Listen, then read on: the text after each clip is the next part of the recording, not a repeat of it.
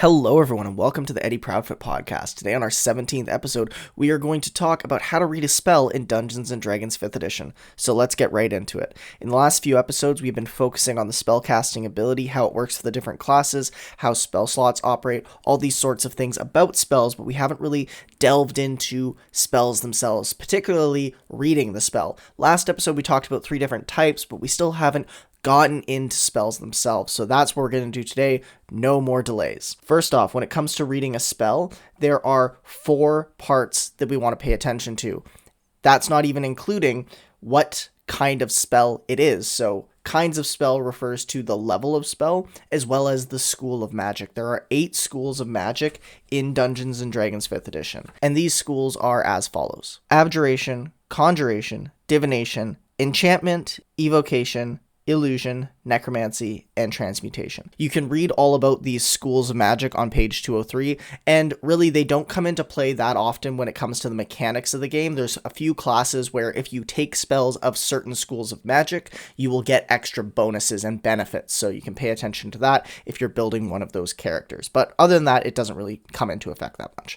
The important parts of the spell that we're going to focus majority of the episode today on are the cast time, the range, the components, and the duration. So these 4 parts are what make up most of the information about your spell, and then all of the specifics about a spell come from its description. So first off, cast time.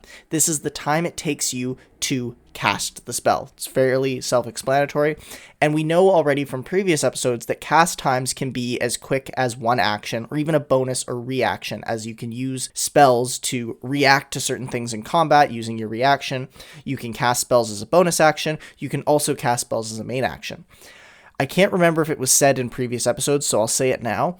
You can only cast 1 spell a turn. So even if you have a bonus action spell and an action spell, you can't use both your bonus action and action to cast a spell. You can, however, cast a cantrip and a spell. So that is allowed. Just that is a big no-no. You cannot cast 2 spells in a turn, but you can cast 1 cantrip and 1 spell. So a 0th level spell and a 1 or higher level spell. Okay, enough about cast time. The last thing I'll say to that is, just to add a little bit more about cast time, is if you do a ritual cast, remember that adds 10 extra minutes to the cast time of the spell, but you do not expend the spell slot when you ritual cast. However, only 4 classes are able to ritual cast, and those were listed in a previous episode. Then it comes to range. So range just says how far the spell effect reaches. And these are limitless in D&D. Some spells have a range of self, or you have to touch someone else. So it'll say self or touch in those cases. And some spells have an unlimited range, since for teleportation spells, you can travel a unlimited distance across the planes of existence. So just the range of the spell is very simple as well. You're just looking at how far the spell effect can reach. Then there are components, and components break down into 3 parts. What components is saying is, what do I need to do in order to cast the spell? So yeah, I have to take a certain amount of time, but what's involved? What's the process? What's the spell look like when it's being cast? Well, usually there are up to 3 parts. You'll either have some kind of verbal, so you'll have to say words, somatic, which means you'll have to move around, do some gestures, and then material, which means you'll have to have some stuff on hand. And we're going to break down more about components in the next episode when we're talking about spells and other parts of this that we're having to gloss over because there's a lot to spell mechanics. So we'll come back to components, specifically material components, and what that looks like for a lot of spells. Then finally, we have duration. This is how long the spell effect lasts. So for a lot of spells, the effect is instantaneous, especially combat spells when you're dealing damage via a spell attack, as we talked about last episode.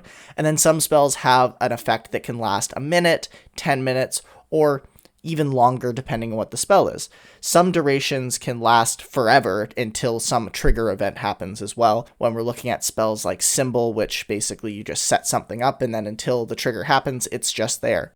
And that's really all I want to talk about today with regards to spells, so stay tuned for the next episode when we start delving into what the spell descriptions look like and exploring a little bit more of the nuanced rules and talk specifically about things like concentration, which we'll need to discuss fairly soon here. Thank you so much for listening to this episode of the Proudfoot podcast. If you enjoyed it, please follow us on Instagram, Spotify, or Twitter. And as always, may the gods have mercy on your soul.